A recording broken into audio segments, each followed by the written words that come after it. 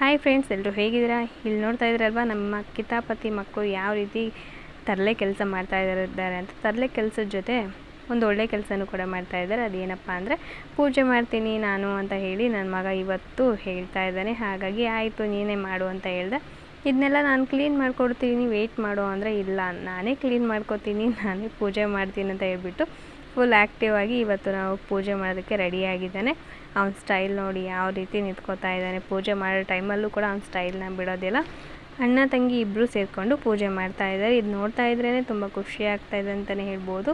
ಅವನಿಗೂ ಕೂಡ ಪೂಜೆ ಮಾಡಬೇಕನ್ನೋ ಮನಸ್ಸು ಬಂದಿದೆ. ಹಾಗಾಗಿ ನನಗೂ ಕೂಡ ಖುಷಿ ಆಗ್ತಾಯಿದೆ. ಯಾಕಂದರೆ ಅವರು ಸ್ವಲ್ಪದಾಗಿ ಚೇಂಜ್ ಮಾಡ್ಕೋತಾ ಇದ್ದಾರಲ್ವ ಮಕ್ಕಳು ಅನ್ನೋದು ನನಗೆ ತುಂಬಾ ಖುಷಿ ತಂದಿದೆ.